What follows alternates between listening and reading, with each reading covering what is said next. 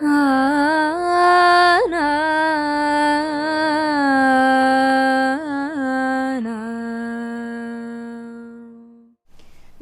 Guruvayur devotees ഓൺലൈനിലേക്ക് ഏവർക്കും സ്വാഗതം. സർവം കൃഷ്ണമയം.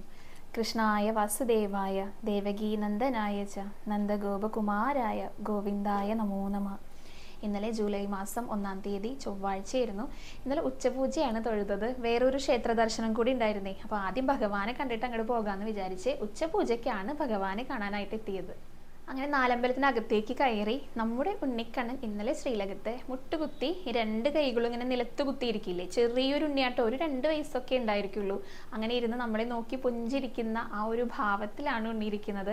ആ പ്രിയപ്പെട്ട ഓടക്കുഴൽ ഇങ്ങനെ ഇടത് കൈയിൽ പിടിച്ചിട്ടുണ്ട് കേട്ടോ. നല്ല ചന്തത്തിൽ യശോദാമ്മ ഇന്നലെ ഉണ്ണീനെ ഒരുക്കിയിട്ടുണ്ട്. എന്ത് പുഞ്ചിരിയാന്നറിയോ, മുഖത്ത് ചിരിച്ചുകൊണ്ടായിരിക്കുന്നത്. പൊന്നിൻ കിരീടം ചാർത്തിയിട്ടുണ്ട്, നെറ്റിയിൽ ഒരു സ്വർണ്ണഗോപി ഉണ്ട്, കാതുപൂക്കളുണ്ട്, വലിയ കാതുപൂക്കളാണ് കേട്ടോ. 2 മാലകൾ അണിഞ്ഞിട്ടുണ്ട്, കൈവളകളും തോൾവളകളൊക്കെ അണിഞ്ഞിട്ടുണ്ട്. അരയില കിങ്ങിണി ഇങ്ങനെ പറ്റിച്ചേർന്ന് കിടക്കുന്നുണ്ട്, പട്ടുകോണകം ചുറ്റിയിട്ടുണ്ട്, കാൽത്തളകളും അണിഞ്ഞിട്ടുണ്ട്. നല്ല മിടുക്കനായിട്ടുള്ള ഒരു പൊന്നുണ്ണി ശ്രീലകത്ത് ഇങ്ങനെ മുട്ടുകുത്തി ഇരുന്നിട്ട് നമ്മളെ നോക്കി ചിരിക്കുക. അത്ര ഭംഗിയിൽ ചാർത്തിയിട്ടുള്ള ഒരു അലങ്കാരമായിരുന്നു കേട്ടോ ഇന്നലെ ഉണ്ടായിരുന്നത്. ആ ഉണ്ണിക്കണ്ണൻ്റെ രൂപം നന്നായി ഒന്ന് മനസ്സിൽ നോക്കൂ. എന്ത് രസമല്ലേ ചിരിക്കുന്നത് കാണാനായിട്ട്. 3 തിരുമുടിമാലകൾ ഇന്നലെ ഭഗവാൻ ഉണ്ടായിരുന്നു കേട്ടോ. ഒരെണ്ണം തെച്ചിയും നന്ദ്യാർവട്ടും കൂടി കോർത്തിട്ടുള്ളതാണ്. പക്ഷെ തെച്ചിയാണ് ധാരാളമായിട്ട് കോർത്തിട്ടുണ്ടായിരുന്നത്. വേറെ ഒരെണ്ണം ഇതേപോലെ തന്നെ തെച്ചിയും നന്ദ്യാർവട്ടം തന്നെയാണ്. പക്ഷെ നന്ദ്യാർവട്ടാണ് കൂടുതൽ കോർത്തിരിക്കുന്നത് കേട്ടോ. വെളുത്ത കളറാണ് നമുക്ക് ധാരാളമായിട്ട് കാണാനായിട്ട് സാധിക്കുക. 3-മത്തേത് പച്ചയും ചുവപ്പും വെളുപ്പും ഉണ്ടായിരുന്നു. അതായത് തെച്ചിയും തുളസിയും നന്ദ്യാർവട്ടവും കൂടെ കുറേശ്ശെ ഇങ്ങനെ അടുക്കി കോർത്തിട്ടുള്ള ഒരു തിരുമുടിമാലയായിരുന്നു. അതേപോലെ 2 ഉണ്ടമാലകൾ ഉണ്ടായിരുന്നു. രണ്ടും ഒരേപോലത്തെ ആയിരുന്നു കേട്ടോ. തെച്ചിയും തുളസിയും നന്ദ്യാർവട്ടും കുറേശ്ശെയായിട്ട് നല്ല ഭംഗിയിൽ ഇങ്ങനെ കട്ടകൾ പോലെ കോർത്തിട്ട് അധികം വണ്ണമൊന്നും ഇല്ലെങ്കിലും നല്ല ചന്തത്തിലുള്ള 2 ഉണ്ടമാലകളായിരുന്നു ഇന്നലെ ഉണ്ടായിരുന്നത്. അതിനുള്ളിലാണ് നമ്മുടെ പൊന്നുണ്ണി ഇങ്ങനെ മുട്ടുകുത്തിയിട്ട് ഇരിക്കണത്. എന്ത് രസമാണ് കാണാനായിട്ടെന്നറിയോ. അവിടെ കാണാൻ വരുന്ന ഓരോ അമ്മമാർക്കും ഓരോരുത്തർക്കും അവരുടെ മനസ്സിൽ മാതൃഭാവം തുളുമ്പുന്ന ആ ഒരു രൂപത്തിലായിരുന്നു ഉണ്ണി ഇന്നലെ ശ്രീലകത്ത് ഇരിക്കുന്നുണ്ടായിരുന്നത്. അപ്പോൾ ആ ഒരു പൊന്നുണ്ണീനെ നമ്മുടെ മനസ്സിൽ എല്ലാവരും കണ്ടുകൊണ്ട് തൊഴുതു പ്രാർത്ഥിച്ചോളൂ കേട്ടോ. അങ്ങനെ മുട്ടുകുത്തിയിരിക്കുന്ന നമ്മുടെ പൊന്നുണ്ണീനെ തൊഴുത് നമസ്കരിച്ചിട്ടാണ് ഗണപതിയെ തൊഴാനായിട്ട് എത്തിയത്. ഗണപതിക്ക് ഇന്നലെ നല്ല ചന്തമുള്ള ഉടയാടകളായിരുന്നു കേട്ടോ ഉണ്ടായിരുന്നത്. വെളുത്ത ആ ഒരു കസവ് മുണ്ടുണ്ട്, അരയിൽ ചുവന്ന പട്ടുകൊണ്ട് ഇങ്ങനെ മുറുകെ ചുറ്റിയിട്ടുണ്ട്. അതുകൂടാതെ ഒരു ഉത്തരീയം കൂടെ ഉണ്ടായിരുന്നു കേട്ടോ. കറുപ്പിൽ സ്വർണ്ണ ഡിസൈനുകളോട് കൂടിയിട്ടുള്ള ഒരു ഉത്തരീയാണ് ഉണ്ടായിരുന്നു. നല്ല ഭംഗി ഉണ്ടായിരുന്നു അകലയിൽ നിന്ന് കാണാനായിട്ട്. ആ മുഖച്ചാർത്തും ഒക്കെ നല്ല രസത്തിലുണ്ടായിരുന്നു കേട്ടോ. തുമ്പിയൊക്കെ നല്ല ഭംഗിയിൽ ഇങ്ങനെ ചാർത്തിയിട്ടുണ്ട്. സ്വർണ്ണ പൊട്ടുകളൊന്നും അല്ല ഇന്നലെ ഉണ്ടായിരുന്നത്. പകരം ഒരു യുവാകൃതിയിലുള്ള തിലകം, വെളുത്ത നിറത്തിലെ, അതിൻ്റെ ഉള്ളിലെ ചുവന്ന ഒരു കളറും കൂടെയുള്ള തിലകമായിരുന്നു ഉണ്ടായിരുന്നു കേട്ടോ. അതേപോലെ തന്നെ 2 കാതുകളിലും ഉണ്ടായിരുന്നു നെറ്റിയിലെ ഈ തിലകം. അതുകൂടാതെ ചന്ദനം കൊണ്ടാണ് കിരീടം ചാർത്തിയിട്ടുണ്ടായിരുന്നത്. കിരീടത്തിന്റെ മുകളിലും ഈ വെളുപ്പും ചുവപ്പും കലർന്നിട്ടുള്ള ഡിസൈൻ ആയിരുന്നു കേട്ടോ. നല്ല ചന്തത്തിൽ ചാർത്തിയിട്ടുണ്ടായിരുന്നു. അകലെ നിന്ന് കാണുമ്പോഴൊക്കെ നല്ല ഭംഗി ഉണ്ടായിരുന്നു. ആ മുഖച്ചാർത്തും ആ ഉടയാടയൊക്കെ കാണാനായിട്ട് നല്ല രസത്തിലായിരുന്നു ഗണപതി ഇരിക്കുന്നുണ്ടായിരുന്നത്. അവിടെ തൊഴുത് അങ്ങനെ തിരിഞ്ഞ് സരസ്വതി ദേവിയെ തൊഴുതു. പിന്നെ നമ്മുടെ കുഞ്ഞീഷ്ണനെ തൊഴുതു. കന്നിമൂലക്കിലുള്ള ഗണപതിയെ തൊഴുതു. തൊട്ടടുത്ത് മത്സ്യാവതാരത്തിന് മുകളിലായിട്ട് ഒരു മുല്ലപ്പൂമാല ഉണ്ടായിരുന്നു കേട്ടോ. അവിടെ തൊഴുതു. ബാക്കിയുള്ള തൂണുകളൊക്കെ ഇങ്ങനെ തൊഴുതു വന്ന് ഭഗവാന്റെ പടിഞ്ഞാറു ഭാഗത്തെത്തി നന്നായി ഒന്ന് തൊഴുത് നമസ്കരിച്ച് നേരെ തിരിഞ്ഞ് വൈകുണ്ഠ നാരായണനെ തൊഴുതു.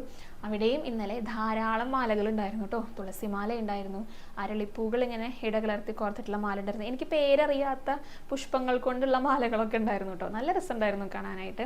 അവിടെ തൊഴുതു. അങ്ങനെ ബാക്കിയുള്ള ദശാവതാര തൂണുകളൊക്കെ ഇങ്ങനെ തൊഴുതു വരികയാണ്. 9-മത്തെ തൂണിലെ ഭഗവാൻ ശ്രീകൃഷ്ണൻ ഇരിക്കുന്നുണ്ടായിരുന്നു. അവിടെ ഒന്ന് തുളസിമാലകൾ അണിഞ്ഞിട്ടുണ്ടായിരുന്നു കേട്ടോ ഇന്നലെ. അത് കഴിഞ്ഞ് അങ്ങനെ മുരുകനെ തൊഴുതു, ആഞ്ജനേയനെ തൊഴുതു, രാധാകൃഷ്ണന്മാരെ തൊഴുതു. രാധാകൃഷ്ണന്മാർക്കും ഇന്നലെ മുല്ലപ്പൂ കൊണ്ടുള്ള മാലയുണ്ടായിരുന്നു. അത് കഴിഞ്ഞ് കാളിയമർദ്ദനം തൊഴുതിട്ടാണ് വടക്ക് ഭാഗത്തെത്തിയിട്ട് നമ്മുടെ താമരക്കണ്ണനെ ഒന്ന് തൊഴുത് നമസ്കരിച്ചത്. പിന്നെയും പടിഞ്ഞാറ് ഭാഗത്തെത്തി നരസിംഹമൂർത്തിയെ നന്നായി ഒന്ന് തൊഴുതതിന് ശേഷമാണ് ഞങ്ങൾ നാലമ്പലത്തിനകത്ത് നിന്ന് ചുറ്റമ്പലത്തിലേക്ക് ഇറങ്ങിയത്. അവിടെ നിന്ന് നേരെ ഭഗവതി അമ്മേനെ തൊഴാനായിട്ടാണ് കേട്ടോ പോയിട്ടുണ്ടായിരുന്നത്. ഭഗവതി അമ്മയ്ക്ക് ഇന്നലെ അലങ്കാരമായിരുന്നില്ല, ആ ഗോളകയായിരുന്നു വെച്ചിട്ടുണ്ടായിരുന്നത്. കാരണം ഉച്ചപൂജയ്ക്കാണല്ലോ തൊഴുതിട്ടുണ്ടായിരുന്നത്. ഒരു മഞ്ഞ പട്ടു ചുറ്റിയിട്ടുണ്ട് കേട്ടോ. പക്ഷെ പട്ടിൻ്റെ കുറേ ഭാഗങ്ങളൊന്നും നമുക്ക് കാണാൻ സാധിക്കായിരുന്നില്ല, കാരണം ധാരാളം പൂക്കൾ കൊണ്ട് ഇങ്ങനെ മൂടി വെച്ചിട്ടുണ്ടായിരുന്നു. അങ്ങനെയായിരുന്നു ഭഗവതി അമ്മ ഇരിക്കുന്നുണ്ടായിരുന്നത്. അവിടെ തൊഴുത് നമസ്കരിച്ച് നേരെ പുറകിലെത്തി മമ്മിയൂരപ്പനെ തൊഴുതു. പിന്നെ ഞങ്ങൾ അങ്ങനെ കൊടിമരത്തിൻ്റെ ചോട്ടിലേക്കാണ് കേട്ടോ എത്തിയത്. നന്നായി ഒന്ന് ഭഗവാന്റെ ആ വിളക്കൊന്ന് കണ്ടു തൊഴുത് നമസ്കരിച്ച് ഉഗ്ര നരസിംഹമൂർത്തിയുടെ ഫോട്ടോയും കൂടെ കണ്ടു തൊഴുതിട്ടാണ് അങ്ങനെ കൂത്തമ്പലത്തിന് മുന്നിലേക്ക് എത്തിയത്. അവിടെ ആ വിളക്കൊന്ന് കണ്ടു തൊഴുത് നേരെ അയ്യപ്പൻ്റെ അടുത്തേക്ക് എത്തി കേട്ടോ. അയ്യപ്പൻ ഇന്നലെ അങ്ങനെ ചന്ദനം കൊണ്ട് അലങ്കാരങ്ങളൊന്നും ഉണ്ടായിരുന്നില്ല. ആ ഒരു കറുപ്പ് നിറത്തിലുള്ള മൂലവിഗ്രഹം മാത്രമേ ഉണ്ടായിരുന്നുള്ളൂ കേട്ടോ. ഒരു മഞ്ഞ പട്ട് ഇങ്ങനെ ചുറ്റി വെച്ചിട്ടുണ്ട്. കഴുത്തിൽ ഒരു സ്വർണ്ണപ്പൊട്ട് വെച്ചിട്ടുണ്ട്. 2 കാതുകളിലും സ്വർണ്ണപ്പൊട്ടുകളുണ്ട്. നെറ്റിയിലും ഒരു സ്വർണ്ണപ്പൊട്ടുണ്ട്. ഇത്രയാണ് ഒരു അലങ്കാരം എന്ന് പറയാനായിട്ട് ഇന്നലെ അയ്യപ്പൻ ഉണ്ടായിരുന്നത്. അവിടെ ഒന്ന് തൊഴുത് നമസ്കരിച്ചിട്ടാണ് അങ്ങനെ പടിഞ്ഞാറ് ഭാഗത്ത് എത്തിയത്. ആ ദീപസ്തംഭത്തിന് മുകളിലുള്ള പൊന്നു ഗുരുവായൂരപ്പനെ, നമ്മുടെ മുരളീധരനെ നന്നായി ഒന്ന് കണ്ടു തൊഴുത് നമസ്കരിച്ച് പിന്നെയും കൊടിമരത്തിൻ്റെ ചുവട്ടിലേക്ക് എത്തിയിട്ടോ. ഒന്നുകൂടി നമ്മുടെ പൊന്നുണ്ണിക്കണ്ണനെ കണ്ടു തൊഴുതിട്ടാണ് ഞങ്ങളങ്ങനെ ചുറ്റമ്പലത്തിനകത്ത് നിന്ന് ഭഗവതി കെട്ടിലൂടെ പുറത്തേക്ക് ഇറങ്ങിയത്. ഇനി ചോദ്യങ്ങളിലേക്ക് കിടക്കാം കേട്ടോ. ഒരു ഭക്ത വളരെ വിഷമിച്ച് ചോദിച്ചിട്ടുള്ള ഒരു ചോദ്യമാണ്. അവർ തൊഴുത് കഴിഞ്ഞാലേ, ഭഗവാനെ തൊഴുത് കഴിഞ്ഞാൽ മക്കളൊക്കെ ഹോട്ടലിലേക്ക് ഭക്ഷണം കഴിക്കാനായിട്ട് പോകൂത്രേ. ഗുരുവായൂരപ്പൻ്റെ പ്രസാദം വിട്ട് കഴിക്കാനായിട്ട് സാധിക്കാറില്ല. അപ്പോൾ ഈ ഭക്ത എന്താ ചെയ്യാന്ന് വെച്ചാൽ നെയ്തിച്ചോറ് ചീട്ടാക്കിയിട്ട് അതാണ് കഴിക്കാറെന്ന്. അപ്പോൾ അങ്ങനെ ചെയ്യുന്നതിൽ എന്തെങ്കിലും കുഴപ്പമുണ്ടോ എന്നാണ് കേട്ടോ ചോദിച്ചിരിക്കുന്നത്. തീർച്ചയായിട്ടും അതിൽ ഒരു കുഴപ്പവും ഇല്ല കേട്ടോ. നമ്മൾ വിശപ്പ് മാറ്റാൻ വേണ്ടിയിട്ടല്ലല്ലോ നെയ്തിച്ചോറ് കഴിക്കുന്നത്. അത് കഴിക്കുന്നതിലൂടെ ഭഗവാന് നേദിച്ച ആ ഒരു അന്നം നമ്മൾ നമ്മുടെ ഉള്ളിലേക്ക് എടുക്കുകയാണ് ചെയ്യുന്നത്. എപ്പോഴും അതുകൊണ്ട് നല്ലത് മാത്രമേ വരുള്ളൂ കേട്ടോ. ആ ഒരു ഈശ്വരൻ്റെ ഒരു സാമീപ്യവും അതേപോലെ തന്നെ ഒരു അനുഗ്രഹവും നമുക്ക് ഉണ്ടാകുന്നതാണ് പറയാം. അതുകൂടാതെ ഈ നെയ്തിച്ചോറിന് ഔഷധ ഗുണങ്ങളും കുറച്ചേറെ ഉണ്ട് കേട്ടോ. അതുണ്ടാക്കുന്നത് ഉണക്കലരി കൊണ്ടാണ്. തവിട് കളയാത്ത അരിയുന്നില്ലേ, അതുകൊണ്ടാണ് പാചകം ചെയ്യുന്നത്. അതേപോലെ തന്നെ ഓട്ടുരുളിയിലാണ് ഉണ്ടാക്കുക. ഇളക്കാൻ ഉപയോഗിക്കുന്ന ആ ചട്ടുകവും ഒക്കെ ഓടിൻ്റെ തന്നെയാണ് കേട്ടോ. അപ്പോൾ ഇത് രണ്ടും ശരീരത്തിന് നല്ലതേ വരുത്തുള്ളൂ, ദോഷകരമായിട്ടൊന്നും വരുത്താറില്ലല്ലോ. അതുകൂടാതെ ഇതിൽ ചേർക്കുന്ന തുളസിയും ഒക്കെ നമുക്ക് ഔഷധ ഗുണം ഏറെയാണ് നൽകുന്നത്.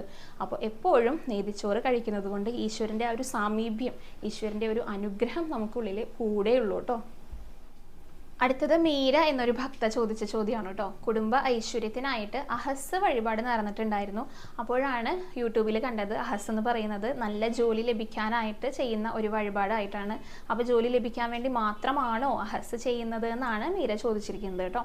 അപ്പോൾ അതിൻ്റെ ഉത്തരം പറയാം. എപ്പോഴും വഴിപാടുകൾ എന്ന് പറയുന്നത് ഗുരുവായൂരപ്പനും ഭക്തരും തമ്മിലുള്ള ആ ഒരു പ്രാർത്ഥനയാണ് അല്ലേ. നമ്മുടെ മനസ്സിൽ എന്താണോ ഭഗവാൻ തോന്നിപ്പിക്കുന്നത് അതാണ് നമ്മൾ വഴിപാടായിട്ട് ഗുരുവായൂരപ്പന് കൊടുക്കുന്നത്. ഇപ്പോൾ കൃഷ്ണനാട്ടത്തിൻ്റെ കാര്യം നമുക്ക് എല്ലാവർക്കും അറിയാം. അതിലിങ്ങനെ എഴുതി വെച്ചിട്ടുണ്ട്, ഇന്ന കൃഷ്ണനാട്ടം നടത്തുകയാണെങ്കിൽ ഇന്നതാണ് ഫലസിദ്ധി എന്ന് പറഞ്ഞിട്ട്. ബാക്കിയുള്ള എല്ലാ വഴിപാടുകളും ഭഗവാൻ എങ്ങനെയാണോ നമുക്ക് തോന്നിപ്പിക്കുന്നത് അതിനനുസരിച്ചാണ് കേട്ടോ ചെയ്യുക. അപ്പോൾ കുടുംബ ഐശ്വര്യത്തിന് വേണ്ടിയിട്ട് തീർച്ചയായിട്ടും അഹസ് ചെയ്യാവുന്നതാണ്. 3000 രൂപയാണ് അതിന് തുകയായിട്ട് വരുന്നത്. മുൻകൂട്ടി ബുക്ക് ചെയ്യേണ്ട ഒരു വഴിപാടാണ് കേട്ടോ.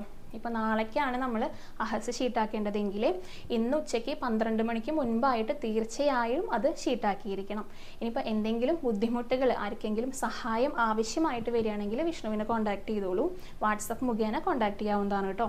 9846937939 ആണ് വിഷ്ണുവിൻ്റെ നമ്പർ. പിന്നെ ഇന്നത്തെ വീഡിയോ ഇത്രയേ ഉള്ളൂ കേട്ടോ. ഇപ്പോൾ ഈ ഷൂട്ട് നടക്കുന്നതിന് ഇടയിലെ വിഷ്ണുവിനൊരു കോള് വന്നിട്ടുണ്ടായിരുന്നു. നമ്മുടെ ഒരു ഭക്ത വളരെ വിഷമകരമായിട്ട് ഒരു കാര്യം പറഞ്ഞിട്ടുണ്ടായിരുന്നു. അവരുടെ ഹസ്ബൻഡ് ദുബായ് എയർപോർട്ടിൽ ഇറങ്ങിയിട്ടുണ്ട്, പക്ഷേ 10 ദിവസമായിട്ട് അദ്ദേഹത്തിൻ്റെ യാതൊരു വിവരവും ഇല്ല, മിസ്സിംഗ് ആണ്. അപ്പോൾ എല്ലാവരുടെയും പ്രാർത്ഥന, ഈ വീഡിയോ കാണുന്ന ഓരോരുത്തരും അവരുടെ കുടുംബത്തിന് വേണ്ടി പ്രാർത്ഥിക്കണം കേട്ടോ. അദ്ദേഹം ആപത്തൊന്നും കൂടാതെ എത്രയും പെട്ടെന്ന് അദ്ദേഹത്തിൻ്റെ വിവരങ്ങൾ നമുക്ക് ലഭിക്കാനായിട്ട്. അപ്പോൾ ഇന്ന് ഈ ഒരു സങ്കട വാർത്ത കേട്ടേ പിന്നെ ഈ വീഡിയോ കഥയായിട്ടൊന്നും ഞാൻ പറയുന്നില്ല. അതേപോലെ നാമജപം ഇന്ന് എടുത്തിട്ടില്ല കേട്ടോ. അത് അടുത്ത ദിവസം പറയുന്നതായിരിക്കും. ഇപ്പോൾ ഞാനും ഉച്ചപൂജ തൊഴാനായിട്ട് പോകുകയാണ്. എല്ലാവരുടെയും പ്രാർത്ഥന ഗുരുവായൂരപ്പൻ്റെ അടുത്തേക്ക് എത്തുമെന്ന് വിശ്വസിക്കുന്നു. ഇന്ന് തൊഴാൻ പോയ വിശേഷങ്ങളും കഥയും നാമജപം ഒക്കെ ആയിട്ട് നാളെ കാണാം കേട്ടോ. ഹരേ കൃഷ്ണ, ഹരേ ഗുരുവായൂരപ്പ.